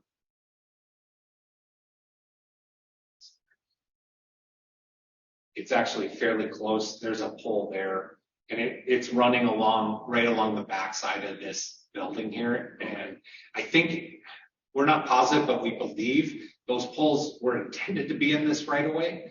And so no fault of SNS either, but I think they were put in the wrong spots. And so we're looking to team that together, but I'll let Brad Dennis and here with our engineering department answer more of that too. Good evening, everyone. Yeah, what this really is kind of a trade-off. The easement you saw in the plat, I asked them to show on there because what we are doing, we are acquiring that easement from SNS for our utilities that are going up in urban areas. We agreed to vacate the roadway. They agreed to give us that easement. And then they're working this out. We've got an agreement, I guess it's signed. The easements, I'm not sure where their level is yet. They've been prepared, they've been presented to the parties and the landowners now, but that's part of this, basically this whole swap up there. But those will be city utilities that are going in there. And it's part of our development, carrying our utilities forward. Some of the discussions that they've been going on for several months. This was the trade-offs that everybody worked out with their development agreement through there. So yeah, those are easements. They haven't been recorded yet, but they will be for city and public utilities. Okay. Another question. Sure. Maybe it's getting a little far, but I know the storm pond, right? As far as like the big, yes, that I assume is related to the utilities that we're talking about here. I'm not mistaken. These are watershed. Okay, we don't have that. Okay, yeah, got it. So this is how we're bringing water sanitary. Okay. I guess I'm just struck by, wouldn't it make more sense just to leave the easement in line? Yes, it may seem so, but again, working with the landowners and trying to accommodate as many people as we can up there. Yeah. These were the arrangements that were made out through different entities, different ways of handling things. Okay. So it was, again, best effort on everybody's part and the most agreed to from all parties involved. And this, that whole area just got annexed in, so there was a lot of give and take. Right.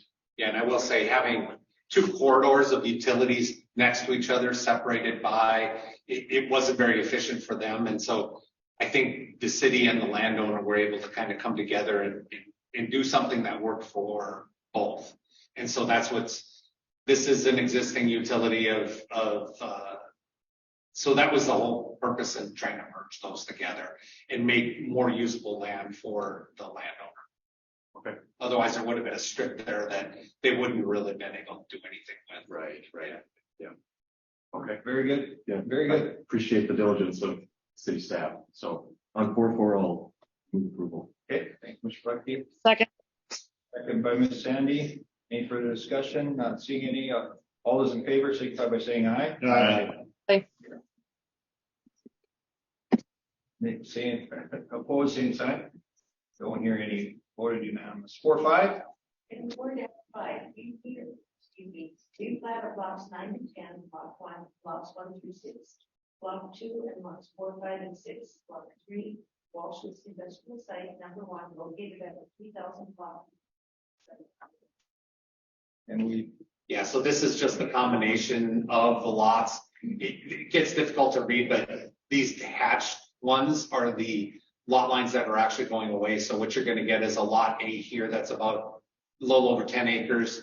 You're going to have lot B down here that actually has an existing building on it, I believe.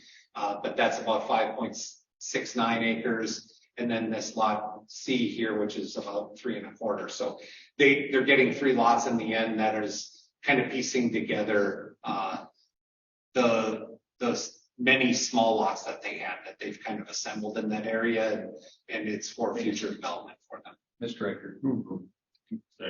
Second by Mr. Mattson.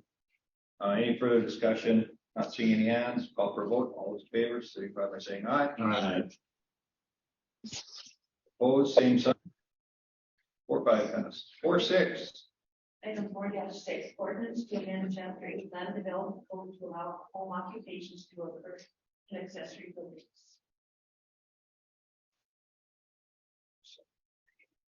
So I'm going to quickly show where we're.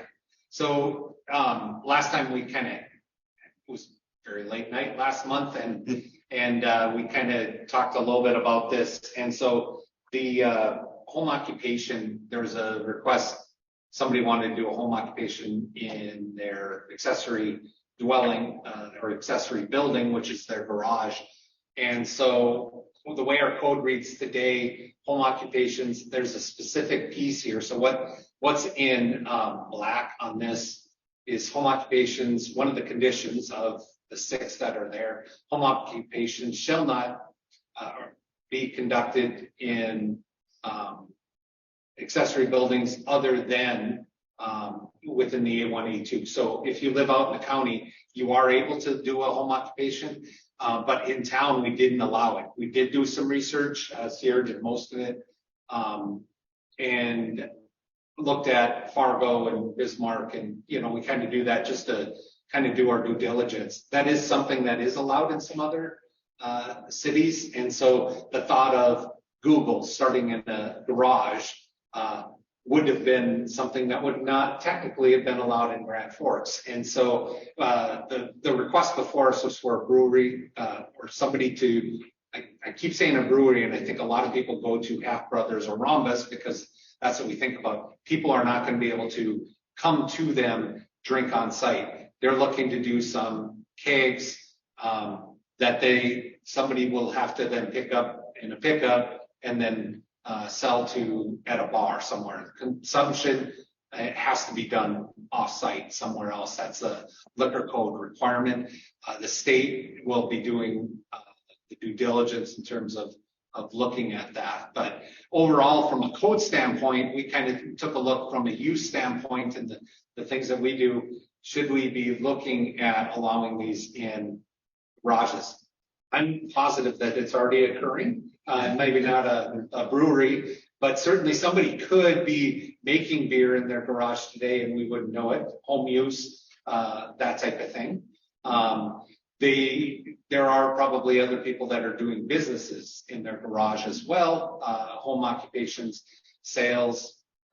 We used to hear about Avon a lot. That gets used a lot. Having boxes stored in their garage being delivered out to folks. Is that a problem? Really, when it becomes a problem from our standpoint is what's the external? What are the neighbors seeing? Is there traffic? Is there noise, smells? Those things are all there, still in code. We are not removing those. Those will still kind of have this overriding, but we really did want to take a look at, should we still have that cap of home occupations not being allowed in accessory? That's the piece that we're actually changing here. So we would remove the ordinance that we're proposing before you is to make those changes that you're seeing in red and in cross out there and strike through. That's what's being proposed. I did want to make special note. We did talk about automotive repair being removed. And since I've talked to a few, including our inspections and some folks in inspections and commercial kennels as well, we want to make sure that's clear. I think it might be already in code, but we may add, or I think we'll propose to add automotive repair and no commercial kennels as well. So you can't have a commercial kennel business in a garage in the residential area. So just to make that clear as well. Other people are probably, their vehicle, if it's a lawn care business, that type of thing, their vehicles are parked there. They're going off site. I don't see that as being an issue that's already being done. Mr. Riker. So do you want us to amend this to add the commercial kennels now? I would. I would move approval with the addition of commercial kennels. So other than other than commercial. Do we have a second? Second. Okay. Mr. Mattson. Moved by me, segment. Sorry. I heard you, Megan, you're just a little late. Certainly open to if there's anything else somebody wants to. Any further discussion? Not seeing any. All those in favor signify by saying aye. Aye. Opposed, same sign. No.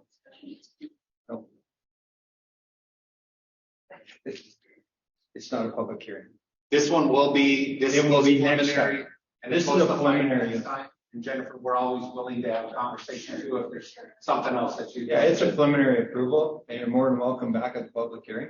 For This sure. one does go final next. Yeah. Yeah, we'll hire her on staff. She does, she is, getting to know a lot of these projects. 4-7. Item 4-7, University Park Addition Plat located at 320 North 25th Street and 2100 Fifth Avenue North. Mr. Brooks. So this one is, this is the Valley University Park area where we're doing, the park, school district and park are doing the swap of land. For those who know that ravine area, that kind of comes through like this. We actually had this plat a couple of years ago, and then it just never got done because they weren't quite sure where they wanted this line to swap between. So right now the diamonds are roughly in this area here. This is the piece that's being swapped or proposed to be swapped between those two taxing entities. Here's the one piece, and then the park district will eventually own this. Those are those two small diamond, T-ball diamonds, mite diamonds, whatever you want to call them. There's no outfield fence because that's not the purpose of those ball diamonds. They're smaller. Football field's going to move. How that's all being designed is still being looked at. We did receive one call. I think the gentleman's here as well. There is a thought that there are a lot of old growth trees through here. And there was a definite, I've actually received 2 calls on this. Want to make sure that they don't cut down those trees. So the design is still being done, and the intent of this project from staff, from school district, I've heard as well in the park district, and as well as some of the neighbors through that area, are not to have any of those trees removed, and try to hold on to those as much as possible. So I know there's somebody in the audience too that want to speak to that, but I think I've probably had a lot of those comments, but and Jennifer maybe, but certainly I think that's a lot of what we're hearing. The design is still being worked on, and I know in some of the preliminary discussions that the school is being looked at as that's an enhanced feature. They don't want to remove those for those reasons as well. All right, with that, Mr. Reichert. Move approval, and I second that. I show them those trees. Okay, have a second. Second. Second by Mr. Lunsky. Any further discussion? Yeah. So Ryan, with the plat here, the park district having property, the school having property, and the concern about the trees specifically, if the line were drawn in such a way that all of the trees were on the park district property, would that safeguard them, like legally speaking, from the construction activity? I don't think so, because the school and park are working together anyway. So I just know the intent of both. I don't know. School and park work so seamlessly together on so many projects that I don't know. I don't think it safeguards it. I don't think it means that they're going away. I think what you saw here was just a straight swap of land in terms of evening out that amount that was going between. But to your point, I don't know if that necessarily safeguards it, because ultimately school district calls the park district, because if there is problems with any of these trees, the city forester resides in the park district, and he even helps out the city. We call him if there's an issue with any tree of, is there a problem here? But I don't think the location of this line would mean any ill or protection either way. The trees were discussed as part of the layout of the subdivision. Okay. All these lines were determined by the park district and by the school district. They decided where they wanted these ones to be. Once we got a lot of that, we fit it all together. They passed it along to their architect. They had some input and made some fine adjustments here and there, but for the most part, yes. The establishment of those lines, and we were looking at overhead aerial photography. Right. So a lot of that was part of that layout that they were looking at when they decided how they wanted to put the lines where. Okay, so to that, in the aerial photography, so I was curious about this question ahead of time. So I pulled up the GIS air photo and I just approximated as best I could the plant line on here. And yeah, for the most part, it includes the ball diamonds, but it does also include some of those trees. A little bit of the overhang again. I can't say as to what the final determination will be once construction starts. Okay. It's all up in the air right now. But, there's several things we're doing. We're getting easements through there. There's a land swap between Park Service and the city, Lot 5. That will be swapped between the Park District and the city for both these. The city also, there's a lot of bills that are being cured here very quickly.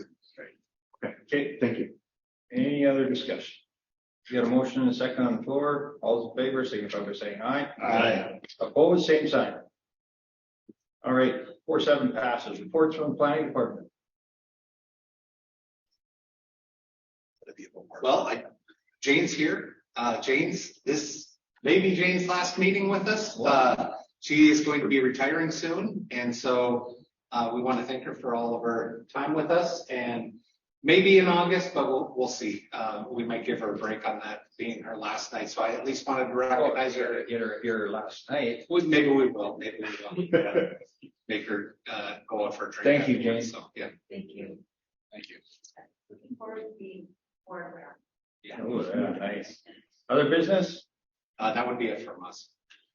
Motion to adjourn. Second. So moved.